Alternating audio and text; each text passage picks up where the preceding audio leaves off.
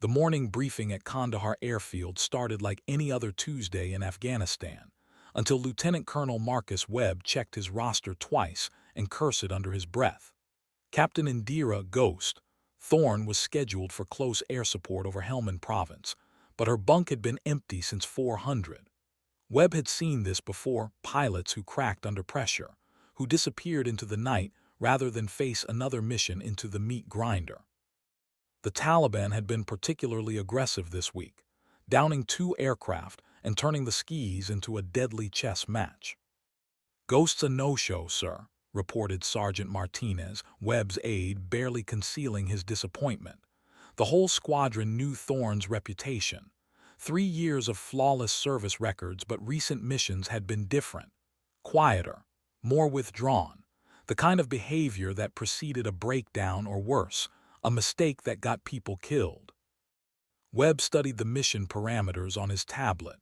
A Marine patrol pinned down in hostile territory, requesting immediate air support. Every minute counted. "Get Razor on standby," he ordered, referring to Captain Jake Morrison, his most reliable pilot. "If Ghost doesn't show in 10 minutes, we're launching without her." The command tent buzzed with pre-mission tension. Maps covered every surface, marked with red zones and friendly positions. Radio chatter crackled from multiple frequencies, ground units reporting contact, air traffic control coordinating movements, intelligence updates flowing in real time. Webb had orchestrated hundreds of these operations, but something felt different today. A knot in his stomach that experience couldn't explain. At exactly 6:30, the distant rumble of an A-10 Thunderbolt II echoed across the desert. Webb stepped outside, shielding his eyes against the rising sun. The aircraft approached from the west, its twin engines creating that distinctive growl that Marines called the sound of salvation. But as the Warthog drew closer, Webb's expression changed from relief to horror. The A-10 was shot to hell. Gaping holes punctured the fuselage, trailing smoke and hydraulic fluid. One engine sputtered intermittently, and the left wing showed severe battle damage. It was a miracle the aircraft was still airborne, let alone making a controlled approach. Webb grabbed his radio, his voice cutting through the morning chatter. "Tower, this is Webb. Clear runway 03 immediately. We have an emergency inbound." The A-10 lined up for final approach, its landing gear deploying with mechanical precision despite the obvious damage. Webb watched in stunned silence as the wounded bird touched down, reverse thrusters screaming, sparks flying from damaged systems. The aircraft rolled to a stop near the maintenance hangars, and for a long moment nobody moved. Then the canopy opened, and Captain Indira Thorne climbed out, her flight suit torn and bloodied but very much alive. She had made it back from whatever hell she'd encountered out there. The question burning in Webb's mind was simple. Where had she been, and what had she been doing for the past 4 hours? Webb jogged across the tarmac, his boots crunching on scattered debris from Thorne's aircraft. Up close, the damage was even more devastating. Bullet holes stitched across the cockpit glass, one round having passed so close to the pilot's seat that it had torn through the headrest padding. The titanium bathtub surrounding the cockpit, the A-10's legendary armor, showed impact craters from what looked like 23 anti-aircraft fire. "Jesus Christ, Ghost," Webb breath circling the aircraft. "What did you fly into?" Thorne removed her helmet, revealing tangled black hair and a grim expression that belonged on someone twice her age. At 28, she had the kind of face that photographers loved: angular cheekbones, intelligent dark eyes, skin that spoke of mixed heritage from her Indian mother and Irish father. But right now, those eyes held something Webb had seen before in combat veterans: the 1,000-yard stare of someone who had looked death in the face and somehow walked away. "Sir," she said simply, snapping a crisp salute despite the blood trickling from a cut above her left eyebrow. "Reporting mission completion." "Mission completion." Webb's voice rose an octave. "Captain, you were AWOL for 4 hours. We had you listed as a no-show for the Helmand Patrol support." Thorne's expression didn't change, but something flickered behind her eyes. "Sir, I received alternative tasking at 400 hours. Priority Alpha clearance. I wasn't authorized to discuss mission parameters with base personnel." Webb felt his jaw tighten. Priority Alpha meant someone with serious rank had reached down from on high and personally tasked one of his pilots. It also meant he was completely in the dark about what had happened. "From who?" "Colonel Mitchell, Special Operations Command, sir." The name hit Webb like a physical blow. Mitchell was old-school black ops, the kind of officer who operated in shadows and left no paper trails. If he had personally tasked Ghost for a mission, it meant something significant had gone sideways somewhere in the theater. The kind of significant that required a pilot skilled enough to penetrate hostile airspace alone and stubborn enough to bring back a shot-up A-10 when any sane person would have ejected. Around them, maintenance crews were already swarming the aircraft, their experienced eyes cataloging damage. Chief Master Sergeant Rodriguez, the senior enlisted maintainer, whistled low as he examined the engine intake. "Ma'am, I count at least 37 distinct impact sites. How the hell did you keep this bird in the air?" Thorne finally allowed herself a small smile. "She's tougher than she looks, Chief, just like her pilot." Webb studied her face, searching for cracks in the facade. Every pilot had a breaking point, and he'd seen too many good people push past theirs in pursuit of a mission. But Ghost seemed steady, almost eerily calm for someone who had just survived what looked like a sustained engagement with enemy air defenses. "Captain," Webb said quietly, "I need to know what happened out there, not the classified version, the human version. Are you okay?" For the first time since landing, Thorne's composure wavered.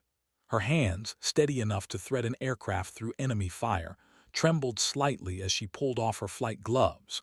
Webb noticed the wedding ring on her left hand, titanium, practical, the kind worn by someone who couldn't risk precious metals interfering with equipment. Her husband was deployed somewhere in the sandbox too, if Webb remembered correctly. Another pilot, maybe Air Force, maybe Navy.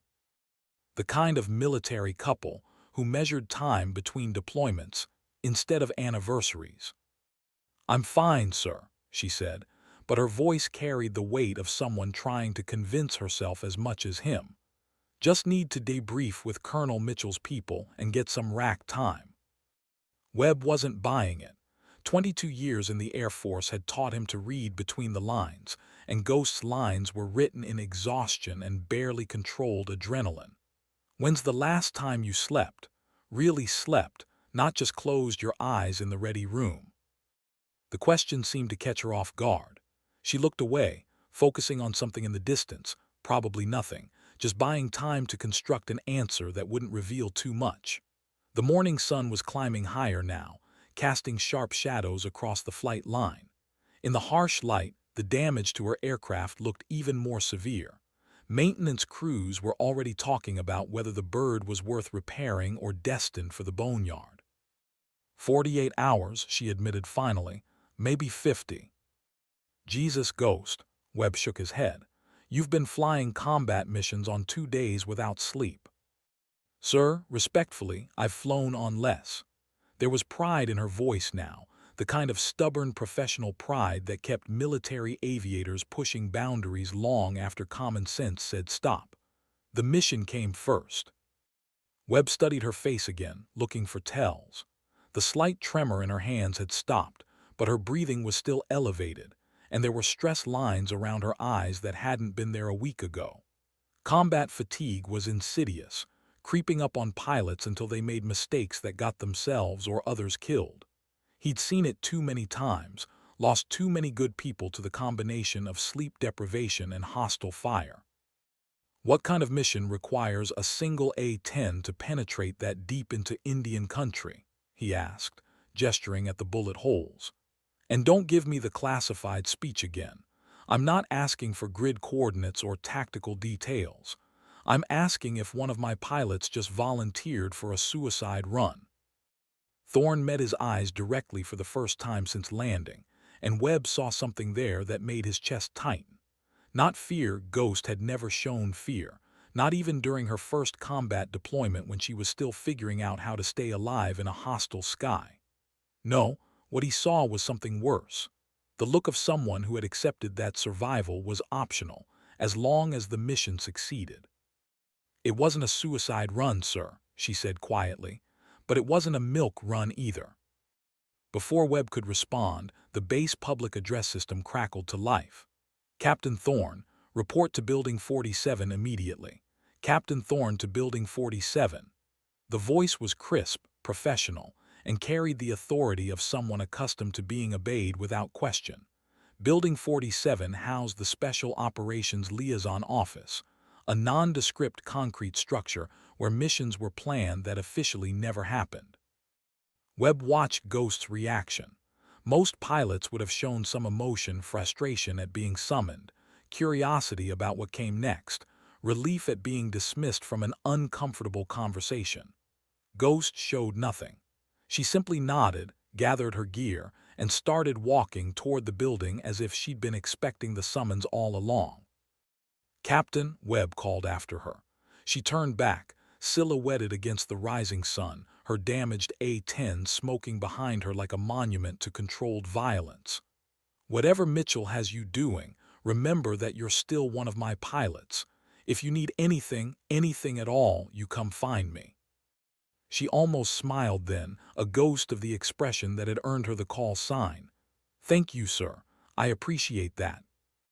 Webb stood alone on the tarmac as she disappeared into Building 47, surrounded by the organized chaos of a forward operating base coming to life.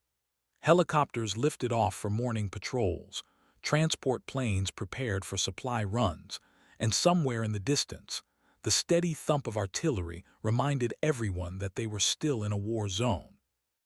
But all he could focus on was the bullet holes in Ghost's aircraft and the question that burned in his mind. What kind of mission was worth risking one of his best pilots? The answer came 3 hours later in the form of a secure call from Bagram Airfield. The voice on the other end belonged to Brigadier General Patricia Hayes, the theater air commander, Webb's boss's boss's boss. Her tone was clipped, professional, and carried the weight of someone delivering news she didn't particularly want to share. "Marcus, I need you to listen carefully and not ask questions," Hayes began. "Captain Thorne's mission this morning prevented a significant tactical setback. I can't give you details, but I want you to know that her actions likely saved American lives." Webb gripped the secure phone tighter. "General, with respect, my pilot came back shot to hell. I need to know." "What you need to know," Hayes interrupted, "is that Captain Thorne volunteered for a mission that 3 other pilots turned down. She flew into the worst air defense environment we've seen in this theater and accomplished objectives that our planners rated as having less than 30% probability of success." The line went quiet except for the faint electronic hiss of encrypted communication. Webb processed the information, each piece falling into place like a puzzle he didn't want to solve. A volunteer mission. High risk, low probability objectives. The kind of tasking that came with a tacit understanding that the pilot might not come home. "Sir," Webb said carefully, "is there something I should know about Captain Thorne's current state of mind?" Another pause. When Hayes spoke again, her voice carried a different weight, not the crisp authority of a general, but the concern of one professional warrior for another. "Marcus, her husband was killed 2 weeks ago. Helicopter crash in Iraq. She requested that the notification be delayed until after her current deployment cycle." The phone nearly slipped from Webb's hand. 2 weeks. Ghost had been flying combat missions for 2 weeks knowing her husband was dead, carrying that knowledge alone while threading her aircraft through enemy fire. The impossibility of it, the sheer professional discipline required to compartmentalize that kind of grief, left him speechless. "The mission she volunteered for this morning," Hayes continued, "involved extracting a downed aircrew in heavily defended territory. The crew of a Navy helicopter that went down during a reconnaissance mission. She brought them home, Marcus. All of them." Webb closed his eyes, the pieces finally clicking into place. Ghost hadn't been risking her life for some abstract strategic objective. She'd been saving other husbands, other wives, other families from experiencing what she was going through. The bullet holes in her aircraft weren't the result of recklessness. They were the price of refusing to let anyone else pay the ultimate cost on her watch. General, I need her grounded pending psychological evaluation. She's operating on grief and adrenaline, not judgment. Negative. Hayes's command voice was back. She's requested immediate return to flight status, and given her performance this morning, I'm inclined to grant it. Sometimes the best therapy for a warrior is the mission, Marcus. You know that. Webb did know it, but the knowledge didn't make him feel any better about sending a grieving pilot back into hostile skies. Military culture demanded emotional compartmentalization, but everyone had limits, even Ghost. What about next of kin notification procedures? Shouldn't she be? She specifically requested to complete her deployment before taking emergency leave. Her choice, Marcus. We're honoring it. After Hayes ended the call, Webb sat alone in his office, staring at personnel files on his computer screen. Ghost service record painted the picture of an exceptional aviator. Top of her flight school class, multiple combat deployments, commendations for valor under fire. But between the lines, he saw something else now, a pattern of taking the most dangerous missions, of volunteering for assignments that other pilots avoided. It wasn't recklessness. It was something more dangerous. A pilot who had stopped caring about her own survival, who found meaning only in protecting others. In military aviation, that kind of mindset could make someone either a hero or a casualty, often both. The afternoon briefing would include her name on the flight schedule again. Tomorrow's missions, next week's operations, all assuming that Captain Indira Ghost Thorne would continue flying into harm's way with the same deadly competence she'd always shown. Webb closed the personnel file and rubbed his eyes, wondering how long someone could carry that much grief and still fly precision combat missions. Outside his office window, maintenance crews worked on Ghost's A-10, patching holes and replacing damaged systems. The aircraft would fly again within days, restored to operational status through the miracle of modern military logistics. He wished healing human hearts was as straightforward as repairing battle-damaged airframes. The next morning brought fog, and the kind of desert cold that made everyone remember Afghanistan wasn't all scorching heat and blowing sand. Webb arrived at the operations center early, coffee in hand, to find Ghost already there studying mission briefing materials. She looked better, cleaner flight suit, hair properly secured, the professional mask firmly back in place. But Webb had been watching pilots long enough to recognize the signs of someone running on willpower and caffeine. "Morning, sir," she said without looking up from the tactical display. Her voice was steady, controlled, giving nothing away about the conversation they'd had yesterday or the phone call he'd received from General Hayes. "Ghost." Webb set his coffee down and studied the mission parameters she was reviewing. Close air support for a Marine patrol in Helmand Province, the same mission she'd been originally tasked with yesterday before her unauthorized detour. "You sure you're ready for this?" She finally looked at him, and for just a moment the professional mask slipped. He saw exhaustion there, grief held at bay by sheer determination, but also something else, a kind of focused intensity that reminded him why she'd earned her call sign in the first place. Ghost had always been able to disappear into the mission, to become invisible to distractions and emerge only when the job was done. "Sir, I've been ready for this mission since yesterday morning," she said. "Just took a detour on the way." The understatement was so perfectly delivered that Webb almost laughed despite himself. A detour. As if flying into the most heavily defended airspace in the province to extract a downed aircrew was equivalent to stopping for gas.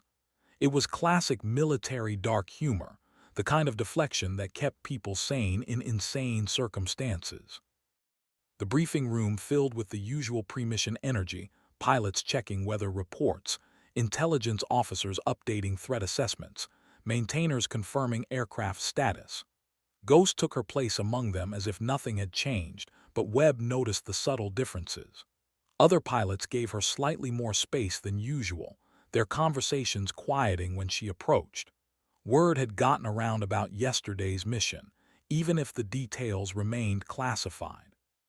Captain Morrison, call sign Razor, slid into the seat next to her. He was the kind of pilot who looked like Central Casting's idea of a fighter jock: square jaw, perfect posture, the sort of aggressive confidence that tests well in recruitment videos. But Webb had watched Morrison hesitate on difficult missions, seen him calculate odds and choose safer approaches. Nothing wrong with that, it was good judgment that kept pilots alive. But it also meant he lacked whatever quality drove Ghost to volunteer for missions that others turned down. "Heard you had some excitement yesterday," Morrison said quietly, his tone carefully neutral. "Everything okay?" Ghost's response was equally neutral. "Aircraft took some damage. Maintenance cleared her for flight status this morning." It was a perfect non-answer, revealing nothing while acknowledging everything. Morrison nodded and changed the subject to something safer: weather conditions, fuel loads, communication frequencies. Professional small talk designed to fill space without revealing anything meaningful. Webb watched the interaction and realized something had shifted in the squadron's dynamic. Ghost had always been respected as a competent pilot, but there had been an undercurrent of skepticism from some of the other aviators. The subtle condescension that female pilots often faced, even in an era when women had proven themselves in combat repeatedly. Questions about whether she was tough enough, aggressive enough, committed enough to handle the really hard missions. Yesterday's flight had answered those questions definitively. The mission briefing proceeded with military efficiency. Intelligence reported moderate enemy activity in the target area, with possible anti-aircraft threats and confirmed presence of improvised explosive devices along major routes. The Marines on the ground were conducting a sweep for weapons caches, moving through terrain that offered limited cover and multiple opportunities for ambush. Standard close air support procedure: maintain position overhead, respond to calls for fire, provide overwatch for ground movement. Ghost absorbed the information with the focused attention of someone for whom details meant the difference between mission success and catastrophic failure. She asked pointed questions about enemy capabilities, friendly force positions, communication protocols.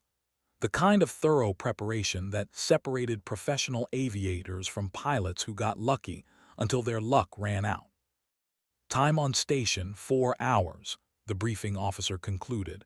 "Weather is forecast to remain clear with light winds. Any questions?" Webb noticed that Ghost was the only pilot taking handwritten notes, her pen moving across the paper in quick, precise strokes. Most of the others relied on electronic displays and digital briefing materials, but she preferred the tactile feedback of putting ink to paper. An old-school approach that reflected her attention to detail and distrust of technology that could fail at critical moments. "Ma'am," one of the younger pilots asked, "what's the current threat assessment for shoulder-fired missiles in that sector?" Ghost looked up from her notes. "MANPADS threat is assessed as moderate to high based on recent intelligence. Recommend varying altitude and approach vectors to avoid establishing predictable patterns." Her voice carried the authority of experience, someone who had faced those threats and lived to share the knowledge. The briefing officer nodded. "Concur with Captain Thorne's assessment. Maintain tactical awareness and avoid extended time at any single altitude or heading." Webb watched the interaction and noticed something subtle but significant. The younger pilot had directed his question to Ghost, not to the briefing officer or to one of the male pilots with similar experience levels. Yesterday's mission had elevated her status in ways that went beyond official recognition. She had become the person others looked to for answers about how to survive in hostile skies. After the briefing, pilots dispersed to their pre-flight routines. Ghost gathered her materials methodically, then stopped by Webb's position near the tactical display. "Sir, I wanted to thank you for yesterday, for asking the right questions." Webb studied her face, searching for signs of the grief he knew she was carrying. "Captain, you don't have to thank me for doing my job. Looking out for my pilots is what I'm here for." "I know, sir, but it matters anyway." She paused, seeming to weigh her words carefully. "The mission today, it's important to me that it goes well, not just for the Marines on the ground but for the squadron. I want people to see that yesterday wasn't a fluke or a lucky break. It was just another day at the office." Webb understood what she wasn't saying. Ghost needed to prove that her performance under extreme stress wasn't a one-time event driven by grief and adrenaline. She needed to demonstrate that she could fly complex missions with the same deadly competence she'd always shown, regardless of personal circumstances. It was the kind of professional pride that defined military aviators, the refusal to let anything compromise their ability to accomplish the mission. "Captain," Webb said quietly, "you don't have anything to prove to anyone in this squadron. Your reputation was solid long before yesterday." Ghost's expression shifted almost imperceptibly. "Sir, respectfully, that's not entirely accurate. I've been flying with these people for 8 months, and I know what some of them think. Yesterday changed the conversation, but only if I can sustain the performance." She was right, and Webb knew it. Military aviation was unforgiving when it came to proving capability. One exceptional mission could establish a pilot's reputation, but one significant mistake could destroy it just as quickly. Ghost was walking a tightrope between professional validation and personal grief, with no safety net except her own skill and determination.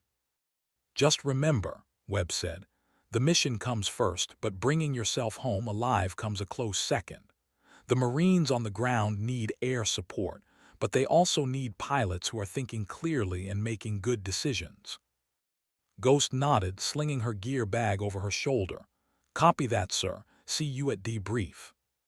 Webb watched her walk toward the flight line, her stride confident and purposeful despite everything she was carrying. Around the operations center, other pilots were making their own preparations, checking weather updates, reviewing tactical procedures, coordinating with ground controllers. The normal rhythm of a forward operating base cycling up for combat operations. But Webb's attention remained focused on Ghost as she approached her aircraft. The maintenance crew had worked miracles overnight, patching bullet holes and replacing damaged systems with the efficiency that kept military aviation running in hostile environments. From a distance, the A-10 looked ready for combat. Only close inspection would reveal the subtle signs of yesterday's damage: fresh paint over repair work, slightly mismatched panels, the inevitable compromises that came with field maintenance. Chief Rodriguez intercepted Ghost at the aircraft, tablet in hand, ready to brief her on the repairs and any systems that might require extra attention during flight. Webb couldn't hear the conversation from his position, but he could read body language well enough to know that Rodriguez was being thorough. The chief had been maintaining combat aircraft for 15 years, and he took personal responsibility for every pilot who climbed into a cockpit. Ghost listened to the brief, asked questions, then began her pre-flight inspection with methodical precision. She checked control surfaces, examined engine intakes, verified weapons systems, and tested communication equipment. The same routine she performed hundreds of times before, but Webb noticed she was taking extra time with each step. Not because she doubted the maintenance work, but because she understood that attention to detail was the difference between coming home and becoming another casualty statistic. Other pilots were conducting their own pre-flight routines nearby, but Webb found himself focusing entirely on Ghost. Maybe it was the knowledge of what she was dealing with personally, or maybe it was recognition that he was watching someone operate at the absolute peak of professional competence under impossible circumstances. The radio crackled to life in his earpiece. Kandahar Tower, this is Ghost 17, requesting clearance for departure. Webb moved to the tower's observation deck, where he could watch the launch sequence while monitoring radio traffic. Ghost's A-10 taxied to the active runway, its twin engines creating the distinctive growl that had become synonymous with close air support operations. The aircraft looked small and ungainly compared to the sleek fighters that shared the airspace, but Webb knew that appearance was deceptive. In the right hands, an A-10 was one of the most effective weapons systems ever developed for supporting ground forces. Ghost 17, cleared for takeoff, runway 03. Contact departure control on 254.7. Roger, cleared for takeoff. Ghost 17 switching to departure. Webb watched the A-10 accelerate down the runway, its nose lifting off with mechanical precision. The aircraft climbed steadily, banking east toward Helmand Province, carrying its lethal cargo of cannon rounds and precision-guided munitions. Within minutes, it was a distant speck against the morning sky, indistinguishable from the other military traffic that kept the war machine functioning. For the next 4 hours, Webb monitored mission progress through periodic radio updates and intelligence reports. Ghost checked in with ground controllers, established communication with the Marine Patrol, and began the methodical process of providing overwatch for troops moving through hostile territory. Her radio transmissions were crisp and professional, revealing nothing about the personal demons she was battling or the extraordinary mission she'd completed less than 24 hours earlier. The Marines made steady progress through their assigned sector, clearing suspected weapons caches and gathering intelligence on enemy movements. Ghost maintained position overhead, her sensors scanning for threats and her weapons systems ready to respond to calls for fire. Standard close air support operations, the kind of mission she'd flown dozens of times before. Then everything changed. Ghost 17, this is Bulldog 6, came the urgent transmission from the Marine commander on the ground. We have troops in contact, approximately 2 clicks south of Checkpoint Charlie, requesting immediate air support. Webb straightened in his chair, adrenaline sharpening his focus. Troops in contact meant Marines under fire, lives hanging in the balance while pilots and ground controllers worked to coordinate effective response. These were the moments that separated competent aviators from exceptional ones, when split-second decisions and precise execution meant the difference between mission success and catastrophic failure. Bulldog 6, this is Ghost 17. Copy, troops in contact south of Checkpoint Charlie. Can you provide grid coordinates and enemy disposition? Ghost 17, enemy forces estimated at platoon strength, dug in positions approximately 300 meters east of friendly forces. Grid coordinates follow. 41 Romeo, Quebec. Webb listened to the tactical coordination, his experience allowing him to visualize the developing engagement. Marines pinned down by superior enemy forces, too close for artillery support, relying on air power to break the engagement and allow them to maneuver. The kind of situation that required surgical precision and absolute trust between pilots and ground controllers.